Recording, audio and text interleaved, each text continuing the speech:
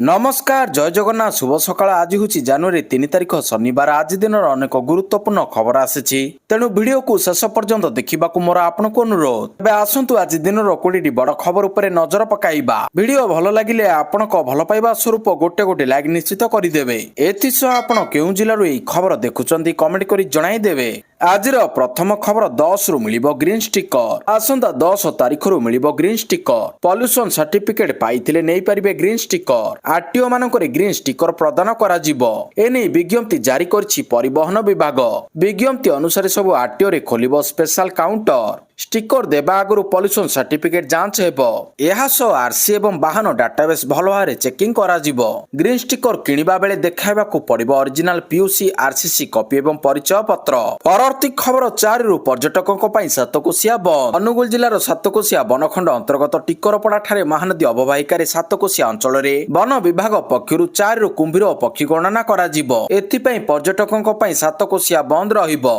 जनवरी 4 रु 8 तारिख 17 18 तारिख 2 दिन धरी कुंभीर और विभिन्न प्रजातिर पक्षी गणना करा जिवो गणना समय पर्यटक टिकरपड़ा महानदी अववाहिका और शिशुपदर डैम अंचल परिदर्शन उपर कटकणा जारी करा जायछि राज्यर 4टी बनखंडर कर्मचारी गणना रे शामिल हेबे परवर्ती खबर लोकसभा भवन रे रील्स करिबा मना कड़ा चेतावनी देले आईन मंत्री राज्यर मुख्य प्रशासनिक केन्द्र लोकसभा भवन परिसर रे एणिके रील्स किंबा मनोरंजन धर्मी वीडियो प्रस्तुत करा जाई पारिबो नाही सचिवालय भितर किछि कर्मचारी और बाहर लोकंक द्वारा करा जाउथिबा माळमाळ रील्स को नै आईन मंत्री पृथ्वीराज हरिचंदन गभीर उद्वेग प्रकाश करिसंती एई प्रसंग रे मंत्री एक स्पष्ट चेतावनी देई कहिसंती लोकसभा भवन काम करिबा पई उद्दिष्ट रील्स करी मनोरंजन करिबा पई नुहे मंत्री कहिसंती कौनसी कर्मचारी हुंतु किंबा बाहरु आसुतिबा व्यक्ति सचिवालय परिसर रे वीडियो शूटिंग करिबार कौनसी आवश्यकता नाही परवर्ती खबर राउरकेला अयोध्या अभिमुखे सुनार धनु अयोध्या प्रभु श्री रामक मंदिर में स्थापन करने निर्मित होइतिबा स्वर्ण धनुषर शोभायात्रा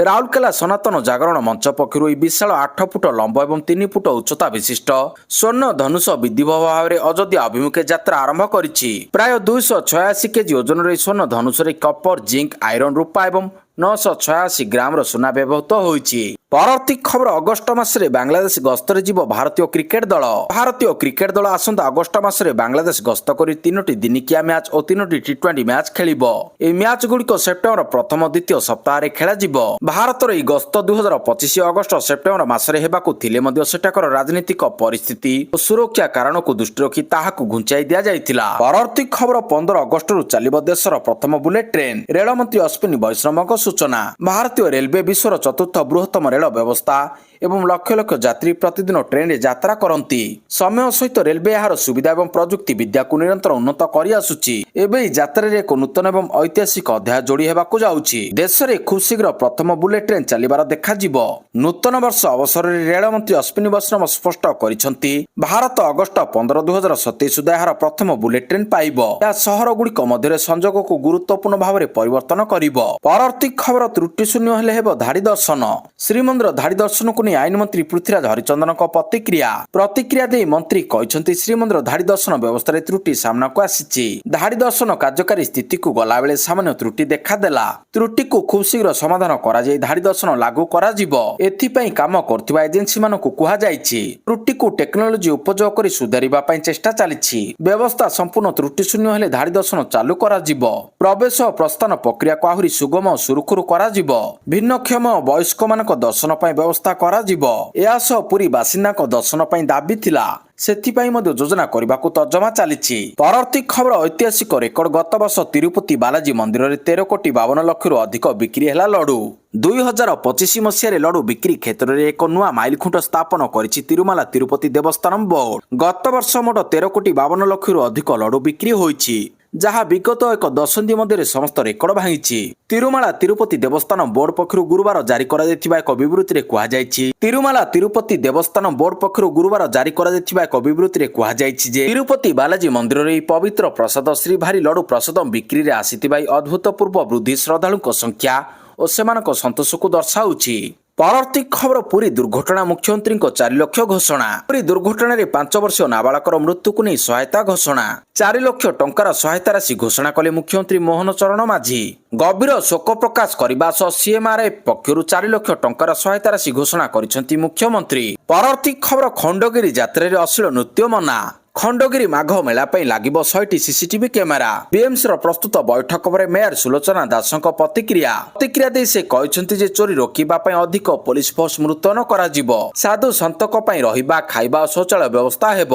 ମୋଟ 7ଟି ପେଣ୍ଡାଲରେ ଯାତ୍ରା ପରିବେଷଣ ହେବ। ଯାତ୍ରାରେ ଅଶ୍ଳୀଳ ନୃତ୍ୟ ପରିବେଷଣ କରିପାରିବେ ନାହିଁ। ଭୁବନେଶ୍ୱର ଉପକଣ୍ଠ ଖଣ୍ଡଗିରିଠାରେ ଜାନୁଆରୀ 23 ତାରିଖରୁ ଫେବୃଆରୀ 1 ତାରିଖ ପର୍ଯ୍ୟନ୍ତ ଅନୁଷ୍ଠିତ ହେବ ଖଣ୍ଡଗିରି ମାଘ ମେଳା ଯାତ୍ରା। ପରବର୍ତ୍ତୀ ଖବର, ରାଜ୍ୟର 18ଟି ଜିଲ୍ଲାରେ ଧାନ ସଂଗ୍ରହ ଜାରି। ଚାଷୀଙ୍କ ଆକାଉଣ୍ଟକୁ ଗଲାଣି ପ୍ରାୟ 2566 କୋଟି। ରାଜ୍ୟରେ ଚଳିତ ଖରିଫ ଋତୁରେ ସରକାରୀ ସ୍ତରରେ ଧାନ ସଂଗ୍ରହ ଜାରି ରହିଛି। ପଞ୍ଜୀକୃତ ଚାଷୀମାନେ ସେମାନଙ୍କ ମଣ୍ଡିକୁ ଆସି ନିଜର ଧାନ ବିକ୍ରୟ ଚାଲୁ ରଖିଛନ୍ତି। ସେମାନଙ୍କ ସୁବିଧା ନିମନ୍ତେ ସମସ୍ତ ମଣ୍ଡିରେ ଅସ୍ଥାୟୀ ଆଶ୍ରୟସ୍ଥଳ, ପାନୀୟ ଜଳ, ସିସିଟିଭି ମୁତୟନ ଭଳି ଆନୁଷଙ୍ଗିକ ବ୍ୟବସ୍ଥା କରାଯାଇଛି। ପ୍ରତ୍ୟେକ ମଣ୍ଡିରେ ଅଧିକାରୀମାନେ ନିୟୋଜିତ ରହି ଧାନ କିଣା ଉପରେ ନଜର ରଖୁଛନ୍ତି। କୌଣସି ମଧ୍ୟସ୍ଥି କଥାକୁ ବିଶ୍ୱାସ ନ କରି କେବଳ ସରକାରୀ ସ୍ତରରେ ଧାନ ବିକ୍ରୟ କରିବା ଏବଂ କେବଳ ସରକାରଙ୍କ ନିର୍ଦ୍ଦେଶନାମାକୁ ଅନୁସରଣ କରିବାକୁ ଚାଷୀମାନଙ୍କୁ ପରାମର୍ଶ ଦିଆଯାଇଛି। ପରବର୍ତ୍ତୀ ଖବର, ଇଭିଏମ୍କୁ ନେଇ କର୍ଣ୍ଣାଟକ ସରକାରଙ୍କ ସର୍ଭେ। ରାହୁଲ ଭୋଟ୍ ଚୋରି ଅଭିଯୋଗକୁ ଶକ୍ତ ଝଟକା। କଂଗ୍ରେସ ନେତୃତ୍ୱାଧୀନ କର୍ଣ୍ଣାଟକ ସରକାରଙ୍କ ଦ୍ୱାରା କରାଯାଇଥିବା ଏକ ସର୍ଭେକୁ ଉଦ୍ଧୃତ କରି ବିଜେପି ଶୁକ୍ରବାର ରାହୁଲ ଗାନ୍ଧୀଙ୍କ ଭୋଟ୍ ଚୋରି ଅଭିଯୋଗ ଉପରେ ଆକ୍ରମଣ କରିଛି। କର୍ଣ୍ଣାଟକ ସରକାର ଗୁରୁବାର ଦିନ 2024 ଲୋକସଭା ନିର୍ବାଚନ ଉପରେ ଏକ ସର୍ଭେର ଫଳାଫଳ ପ୍ରକାଶ କରିଛି, ଯାହା ଦର୍ଶାଉଛି ଯେ ଅଧିକାଂଶ voter electronic voting machine EVM ଉପରେ ବିଶ୍ୱାସ କରନ୍ତି ଏବଂ ବିଶ୍ୱାସ କରନ୍ତି ଯେ ନିର୍ବାଚନ ମୁକ୍ତ ଏବଂ ନିରପେକ୍ଷ ହୋଇଥାଏ। କର୍ଣ୍ଣାଟକ ସରକାରୀ ସଂସ୍ଥା ଦ୍ୱାରା କରାଯାଇଥିବା ସର୍ଭେରେ ଦାବି କରାଯାଇଛି ଯେ ରାଜ୍ୟର 91% ଲୋକ ବିଶ୍ୱାସ କରନ୍ତି ଯେ ଭାରତରେ ନିର୍ବାଚନ ମୁକ୍ତ ଏବଂ ନିରପେକ୍ଷ ଭାବରେ ଅନୁଷ୍ଠିତ ହୁଏ ଏବଂ ଇଭିଏମ୍ ସଠିକ ଫଳାଫଳ ଦିଏ। ବିଜେପି ନେତା ସୁରେଶ କୁମାର କହିଛନ୍ତି, କର୍ଣ୍ଣାଟକର ଏହି ସର୍ଭେ ଏହା ଦେଖାଇବା ପାଇଁ ଯଥେଷ୍ଟ ଯେ ଏକ ଗଣତାନ୍ତ୍ରିକ ବ୍ୟବସ୍ଥାରେ ଇଭିଏମ୍ ହେଉଛି ଭୋଟ ଦେବାର ସବୁଠାରୁ ନିର୍ଭରଯୋଗ୍ୟ ଏବଂ ପ୍ରଭାବଶାଳୀ ମାଧ୍ୟମ। ଏକ ଗଣତାନ୍ତ୍ରିକ ବ୍ୟବସ୍ଥାରେ ଇଭିଏମ୍ ହେଉଛି ଭୋଟ ଦେବାର ସବୁଠାରୁ ନିର୍ଭରଯୋଗ୍ୟ ଏବଂ ପ୍ରଭାବଶାଳୀ ମାଧ୍ୟମ। ଏହି ସର୍ଭେ ରାହୁଲ ଗାନ୍ଧୀଙ୍କ ଫମ୍ପା ଦାବିକୁ ପର୍ଦ୍ଦାଫାଶ କରିଛି।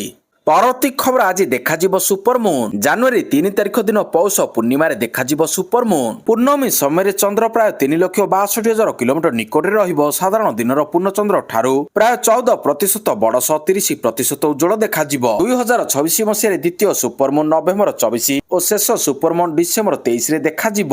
ଚଳିତ ବର୍ଷ 3 ଥର ସୁପରମୁନ୍ ଦେଖିବାକୁ ମିଳିବ। ପରବର୍ତ୍ତୀ ଖବର, ପୁଣି ଅଡୁଆରେ କିଙ୍ଗ ଖାନ୍। ବାଂଲାଦେଶରେ ହିନ୍ଦୁଙ୍କ ଉପରେ ଆକ୍ରମଣ, ହତ୍ୟା ଘଟଣାକୁ ନେଇ ଭାରତରୁ ଉଠିଛି ଅସନ୍ତୋଷର ସ୍ୱର। ବାଂଲାଦେଶ ସହ ସମ୍ପର୍କ ତୁଟାଇବାକୁ ଉଠିଲାଣି ଦାବି। ଏସବୁ ଭିତରେ କିଙ୍ଗ ଖାନ୍ ଶାହରୁଖ ଖାନଙ୍କ ପାଇଁ ବଢିଛି ଅଡୁଆ। 14 ଦିନରେ 4 ହିନ୍ଦୁଙ୍କୁ ଆକ୍ରମଣ ହୋଇଛି। 3 ଜଣଙ୍କର ମୃତ୍ୟୁ ହୋଇଥିବା ବେଳେ ଜଣେ ଜୀବନ ମୃତ୍ୟୁ ସହ ଲଢୁଛନ୍ତି। ଏହାରି ଭିତରେ ଆଇପିଏଲ ପାଇଁ ବାଂଲା ପ୍ଲେୟରଙ୍କୁ କିଣିବାକୁ ନେଇ ଶାହରୁଖ ଖାନଙ୍କ ଉପରେ ବର୍ଷିଛନ୍ତି ବିଜେପି ନେତା।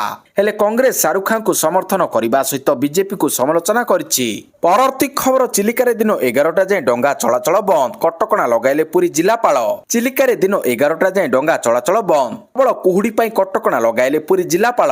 ଘନ କୁହୁଡି ଯୋଗୁଁ ଦୃଶ୍ୟମାନ୍ୟତା କମ୍ ରହୁଛି। ବାରମ୍ବାର ଦୁର୍ଘଟଣା ଘଟୁଥିବା ଯୋଗୁଁ ଜିଲ୍ଲାପାଳ ଏହି ନିଷ୍ପତ୍ତି ନେଇଛନ୍ତି। ପୋଲିସ ଓ ସ୍ଥାନୀୟ ପ୍ରଶାସନ କଡ଼ା ନଜର ରଖିବାକୁ ଜିଲ୍ଲାପାଳ ନିର୍ଦ୍ଦେଶ ଦେଇଛନ୍ତି। ସ୍ଥାନୀୟ ଲୋକଙ୍କୁ ଡାକବାଜି ଯନ୍ତ୍ରରେ ସଚେତନ କରାଇବେ ବିଡିଓ। କଟକଣାକୁ ନ ମାନିଲେ ଦୃଢ କାର୍ଯ୍ୟାନୁଷ୍ଠାନ ନିଆଯିବ।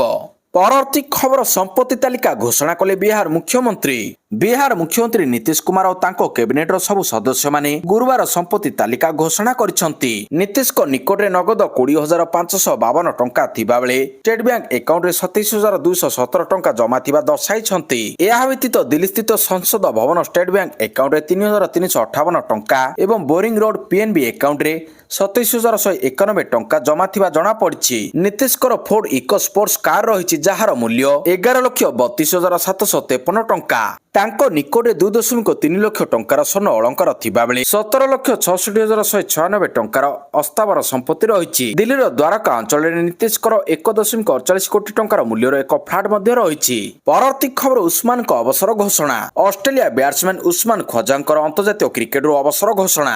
ଉସ୍ମାନ ଖ୍ୱାଜା ଆସନ୍ତା ସିଡନୀ କ୍ରିକେଟ ଗ୍ରାଉଣ୍ଡରେ ଇଂଲଣ୍ଡ ବିପକ୍ଷରେ ଖେଳାଯିବାକୁ ଥିବା ଅନ୍ତିମ ଆଶେଷ ଟେଷ୍ଟ ପରେ ଅନ୍ତର୍ଜାତୀୟ କ୍ରିକେଟରୁ ଅବସର ନେବାକୁ ଘୋଷଣା କରିଛନ୍ତି। 39 ବର୍ଷୀୟ ଖ୍ୱାଜା 2011 ପରେ ସିଡନୀ ମଇଦାନରେ ଇଂଲଣ୍ଡ ବିପକ୍ଷରେ ହିଁ ତାଙ୍କର ଟେଷ୍ଟ କ୍ୟାରିୟର ଆରମ୍ଭ କରିଥିଲେ। ପରବର୍ତ୍ତୀ ଖବର, ଡକ୍ଟର ହରେକୃଷ୍ଣ ମାହାତାବଙ୍କୁ ମୁଖ୍ୟମନ୍ତ୍ରୀଙ୍କ ଶ୍ରଦ୍ଧାଞ୍ଜଳି। ବିଶିଷ୍ଟ ସ୍ୱାଧୀନତା ସଂଗ୍ରାମୀ ତଥା ଓଡ଼ିଶା ପୂର୍ବତନ ମୁଖ୍ୟମନ୍ତ୍ରୀ ଉତ୍କଳ କେଶରୀ ଡକ୍ଟର ହରେକୃଷ୍ଣ ମାହାତାବଙ୍କ ଶ୍ରାଦ୍ଧ ବାର୍ଷିକୀ। ଏହି ଅବସରରେ ମୁଖ୍ୟମନ୍ତ୍ରୀ ମୋହନ ମାଝୀ ନିଜ ସୋସିଆଲ ମିଡିଆ ଏକ୍ସରେ ଟ୍ୱିଟ୍ କରି ତାଙ୍କୁ ଭକ୍ତିପୂତ ଶ୍ରଦ୍ଧାଞ୍ଜଳି ଜଣାଇଛନ୍ତି। ଆହୁରି କହିଛନ୍ତି, ଓଡ଼ିଶାର ସାମାଜିକ, ରାଜନୈତିକ ଏବଂ ସାଂସ୍କୃତିକ ଉତ୍ଥାନ ପାଇଁ ତାଙ୍କର ଅତୁଳନୀୟ ଅବଦାନ ସଦା ସ୍ମରଣୀୟ। ପରବର୍ତ୍ତୀ ଖବର, ଓଡ଼ିଶା ପ୍ରଶାସନିକ ସେବା ପରୀକ୍ଷାର୍ଥୀଙ୍କୁ ଏଣିକି ଦେୟ ଦେବାକୁ ପଡିବ। ଓଡିଶା ଲୋକସଭା ଆୟୋଗ ଅଧୀନରେ କୌଣସି ଲିଖିତ ପରୀକ୍ଷା ଦେବାକୁ ଇଚ୍ଛୁକ ପ୍ରାର୍ଥୀମାନେ 700 ଟଙ୍କା ଦେୟ ଦେବାକୁ ପଡିବ। ପରୀକ୍ଷାର୍ଥୀ ଲିଖିତ ପରୀକ୍ଷାରେ ଉପସ୍ଥିତ ରହିଲେ ଦେୟ ଫେରସ୍ତ କରାଯିବ। ଯଦି ପରୀକ୍ଷାର୍ଥୀ ଲିଖିତ ପରୀକ୍ଷାରେ ଅନୁପସ୍ଥିତ ରୁହନ୍ତି ତାହେଲେ ଦେୟ ଫେରସ୍ତ ହେବ ନାହିଁ। ଦେୟ ବ୍ୟବସ୍ଥା ଅନୁସୂଚିତ ଜାତି, ଜନଜାତି ଓ ଦିବ୍ୟାଙ୍ଗ ପରୀକ୍ଷାର୍ଥୀଙ୍କ ପାଇଁ ଲାଗୁ ହେବ ନାହିଁ। 2018ରେ ଓପିଏସ୍ସି ପରୀକ୍ଷାର୍ଥୀଙ୍କ ପାଇଁ ଦେୟ 500 ଟଙ୍କା ଥିବାବେଳେ 2022 ମସିହାରେ ଏହାକୁ ସରକାର ଛାଡ଼ କରିଥିଲେ। ସରକାର ପୁଣି ଥରେ ଦେୟ ବ୍ୟବସ୍ଥା ଲାଗୁ କରିଛନ୍ତି। ପରବର୍ତ୍ତୀ ଖବର, ଗୃହ ସଚିବ ଭାବେ ହେମନ୍ତ ଶର୍ମାଙ୍କୁ ଦାୟିତ୍ୱ ଗ୍ରହଣ। ଗୃହ ସଚିବ ଭାବରେ ହେମନ୍ତ ଶର୍ମା ଦାୟିତ୍ୱ ଗ୍ରହଣ କରିଛନ୍ତି। ଦାୟିତ୍ୱ ଗ୍ରହଣ ପରେ ଗୃହ ସଚିବ ପ୍ରତିକ୍ରିୟା ରଖିଛନ୍ତି। କହିଛନ୍ତି ଆଇନ ବ୍ୟବସ୍ଥା ବଜାୟ ରଖିବାକୁ ଗୁରୁତ୍ୱ। ରାଜ୍ୟରେ ପ୍ରତ୍ୟେକ ଜନସାଧାରଣ କେମିତି ନିରାପଦ ଏବଂ ସୁରକ୍ଷିତ ମନେ କରିବେ ତାହା ହିଁ ମୋର ପ୍ରାଥମିକତା ହେବ। ଓଡ଼ିଶା ଶାନ୍ତିପ୍ରିୟ ରାଜ୍ୟ। ଥାନା ଏବଂ ଫାଣ୍ଡିରେ ଭିତ୍ତିଭୂମି ଉନ୍ନତି, ଖାଲି ଥିବା ପଦବୀ ପୂରଣ ସହ ପୋଲିସକୁ ଗ୍ରାସରୁଟ୍ ସ୍ତରରେ ମଜବୁତ କରାଯିବ। ମୁଖ୍ୟମନ୍ତ୍ରୀଙ୍କ 15 ସୂତ୍ରୀ କାର୍ଯ୍ୟକୁ ପ୍ରାଥମିକତା ଦିଆଯାଇଛି। ପରବର୍ତ୍ତୀ ଖବର, ଆଜି ପିପ୍ରା ହବା ଅବଶେଷ ପ୍ରଦର୍ଶନୀ ଉଦ୍ଘାଟନ କରିବେ ପ୍ରଧାନମନ୍ତ୍ରୀ। ପ୍ରଧାନମନ୍ତ୍ରୀ ନରେନ୍ଦ୍ର ମୋଦି ଆଜି ଦିଲ୍ଲୀର ପବିତ୍ର ପିପ୍ରାହାର ଅବଶେଷରେ ମହାନ ଅନ୍ତର୍ଜାତୀୟ ପ୍ରଦର୍ଶନୀକୁ ଉଦ୍ଘାଟନ କରିବେ। ସେ ଏହାକୁ ଭାରତର ଇତିହାସ, ସଂସ୍କୃତି ଏବଂ ଭଗବାନ ବୁଦ୍ଧଙ୍କ ଶିକ୍ଷା ପ୍ରତି ଯତ୍ନବାନ ଲୋକଙ୍କ ପାଇଁ ଏକ ବିଶେଷ ମୁହୂର୍ତ୍ତ ବୋଲି ବର୍ଣ୍ଣନା କରିଛନ୍ତି। ସୋସିଆଲ ମିଡିଆ ଏକ୍ସରେ ଏକ ପୋଷ୍ଟ କରି ପ୍ରଧାନମନ୍ତ୍ରୀ ମୋଦି କହିଛନ୍ତି, ଜାନୁଆରୀ 3 ଅର୍ଥାତ୍ ଆଜି ଭଗବାନ ବୁଦ୍ଧଙ୍କର ଇତିହାସ, ସଂସ୍କୃତି ଏବଂ ଆଦର୍ଶ ପ୍ରତି ଆଗ୍ରହୀ ଲୋକଙ୍କ ପାଇଁ ଏକ ଅତ୍ୟନ୍ତ ସ୍ୱତନ୍ତ୍ର ଦିନ। ସକାଳ 11ଟାରେ ଦିଲ୍ଲୀର ରାୟ ପିଥୋରା ସାଂସ୍କୃତିକ ପରିସରରେ the light on the lotus relics of the awakened one ଶୀର୍ଷକ ପବିତ୍ର ପିପ୍ରା ହବା ଅବସରରେ ମହାନ ଅନ୍ତର୍ଜାତୀୟ ପ୍ରଦର୍ଶନୀ ଉଦ୍ଘାଟନ କରାଯିବ। ପରବର୍ତ୍ତୀ ଖବର, ଆଇସିସି ପୁରୁଷ ଟି20 ର୍ୟାଙ୍କିଂରେ ଭାରତୀୟ ଖେଳାଳିଙ୍କ ଜଲବା। ବ୍ୟାଟିଂ ଏବଂ ବୋଲିଂର ଶୀର୍ଷରେ ଅଭିଷେକ ଏବଂ ବରୁଣ। ଆଇସିସି ପୁରୁଷ ଟି20 ର୍ୟାଙ୍କିଂରେ ଭାରତୀୟ ଖେଳାଳିଙ୍କ ଦବଦବା। ବ୍ୟାଟିଂ ର୍ୟାଙ୍କିଂରେ ପ୍ରଥମ ସ୍ଥାନରେ ଅଛନ୍ତି ଅଭିଷେକ ଶର୍ମା। ଦ୍ୱିତୀୟରେ ଇଂଲଣ୍ଡର ଫିଲ୍ ସଲ୍ଟ ଥିବାବେଳେ ତୃତୀୟ ସ୍ଥାନରେ ଅଛନ୍ତି ତିଲକ ବର୍ମା। ବୋଲିଂରେ ବରୁଣ ଚକ୍ରବର୍ତ୍ତୀ ପ୍ରଥମ ସ୍ଥାନରେ ଅଛନ୍ତି। ଦ୍ୱିତୀୟରେ ଅଛନ୍ତି ନ୍ୟୁଜିଲାଣ୍ଡର ଜାକବ ଡୁଫେ। ତୃତୀୟରେ ଆଫଗାନିସ୍ତାନର ରସିଦ ଖାନ ଅଛନ୍ତି। ଅଲରାଉଣ୍ଡର ଭାବରେ ପ୍ରଥମ ସ୍ଥାନରେ ଅଛନ୍ତି ପାକିସ୍ତାନର ସୈମ ଆୟୁବ। ଦ୍ୱିତୀୟରେ ଜିମ୍ବାୱେର ସିକନ୍ଦର ରାଜା ଥିବାବେଳେ ଟପ୍ 3ରେ ଅଛନ୍ତି ୱେଷ୍ଟଇଣ୍ଡିଜର ରଷ୍ଟନ ଚାଷେ। ପରବର୍ତ୍ତୀ ଖବର, ପାକିସ୍ତାନରୁ ଜୟଶଙ୍କରଙ୍କୁ ଖୋଲା ଚିଠି। ଭାରତକୁ ପୂର୍ଣ୍ଣ ସମର୍ଥନ ଦେବାକୁ ମିଳିଲା ପ୍ରତିଶ୍ରୁତି। ବୁଲୁଚ ନେତା ମିୟର ୟାର ବୁଲୁଚ ଭାରତୀୟ ବୈଦେଶିକ ମନ୍ତ୍ରୀ ଏସ୍ ଜୟଶଙ୍କରଙ୍କୁ ଏକ ଖୋଲା ଚିଠି ଲେଖି ଭାରତ ସରକାର ଏବଂ ଭାରତୀୟ ଜନତାଙ୍କୁ 2026 ନବବର୍ଷର ଶୁଭେଚ୍ଛା ଜଣାଇଛନ୍ତି। ଏହି ଚିଠିରେ ସେ ଭାରତ ସହିତ ଭାରତର ଐତିହାସିକ ସମ୍ପର୍କ, ଆତଙ୍କବାଦ ବିରୋଧରେ କାର୍ଯ୍ୟାନୁଷ୍ଠାନ, ପାକିସ୍ତାନ ବିରୋଧରେ ବେଲୁଚିସ୍ତାନର ସଂଘର୍ଷ ଏବଂ ଚୀନ ପାକିସ୍ତାନ ମେଣ୍ଟ ସମ୍ପର୍କରେ ଗମ୍ଭୀର ଚେତାବନୀ ଦେଇଛନ୍ତି। ପରବର୍ତ୍ତୀ ଖବର, ଇସ୍କନର ଅଦିନିଆ ରଥଯାତ୍ରାକୁ ନେଇ ବର୍ଷିଲେ ଜଗତଗୁରୁ ଶଙ୍କରାଚାର୍ଯ୍ୟ। ଇସ୍କନର ଅଦିନିଆ ରଥଯାତ୍ରାକୁ ନେଇ ବର୍ଷିଲେ ପୁରୀ ଶଙ୍କରାଚାର୍ଯ୍ୟ। ଇଂରେଜମାନେ ଯେପରି ଭାରତକୁ ବ୍ୟବସାୟ କରିବା ପାଇଁ ଆସିଥିଲେ, ସେହିଭଳି ଇସ୍କନ ପକ୍ଷରୁ ବିଦେଶରେ ଅଦିନିଆ ରଥଯାତ୍ରା କରାଯାଉଛି। ଏହା ହିନ୍ଦୁଙ୍କ ବିରୋଧରେ ବଡ଼ ଷଡ଼ଯନ୍ତ୍ର ବୋଲି କହିଛନ୍ତି ଜଗତଗୁରୁ। ପୁରୀଠାରେ ଶ୍ରୀ ଜଗନ୍ନାଥ ଚିନ୍ତନ ଓ ଚେତନା ବିଶ୍ୱବ୍ୟାପୀ ସଂଗଠନ ପକ୍ଷରୁ ଆୟୋଜିତ ଶ୍ରୀ ଜଗନ୍ନାଥ ବିଶ୍ୱ ଆଧ୍ୟାତ୍ମିକ ସମାବେଶକୁ ଉଦ୍ଘାଟନ କରି ଏଭଳି ବର୍ଷିଛନ୍ତି ପୁରୀ ଶଙ୍କରାଚାର୍ଯ୍ୟ ସ୍ୱାମୀ ନିଶ୍ଚଳାନନ୍ଦ ସରସ୍ୱତୀ। ସାରା ବିଶ୍ୱରେ ଶ୍ରୀ ଜଗନ୍ନାଥ ସଂସ୍କୃତି, ସନାତନ ଧର୍ମ ବହୁ ପ୍ରାଚୀନ। ଏହି ମହାନ ସଂସ୍କୃତି ବିଶ୍ୱରେ ଅନନ୍ୟ। ତେଣୁ ଇସ୍କନର ଏଭଳି ଅଦିନିଆ ରଥଯାତ୍ରା ଶାସ୍ତ୍ର ବିରୋଧୀ ବୋଲି କହିଛନ୍ତି ଶଙ୍କରାଚାର୍ଯ୍ୟ। ପରବର୍ତ୍ତୀ ଖବର, ବିଶ୍ୱକପ ପାଇଁ ଦଳ ଘୋଷଣା। ଟି20 ବିଶ୍ୱକପ 2026 ପାଇଁ ଅଷ୍ଟ୍ରେଲିଆ ଦଳ ଘୋଷଣା କରିଛି। ଦଳକୁ ଦ୍ରୁତ ବୋଲର ପ୍ୟାଟ୍ କମିନ୍ସ ଓ ଜସ୍ ହେଜଲଉଡଙ୍କ କମ୍ବ୍ୟାକ୍ ହୋଇଛି। ଆଇପିଏଲରେ ପଞ୍ଜାବ କିଙ୍ଗସ୍ ପାଇଁ ଖେଳୁଥିବା ଅଲରାଉଣ୍ଡର ମିଚେଲ ୱେବନଙ୍କୁ ଟିମ୍ରେ ସ୍ଥାନ ମିଳିନାହିଁ। ଚୟନକର୍ତ୍ତା ଚଳିତ ଥର ସ୍ପିନ୍କୁ ଦୃଷ୍ଟିରେ ରଖି ସନ୍ତୁଳିତ କ୍ୱାଡ୍ ଚୟନ କରିଛନ୍ତି।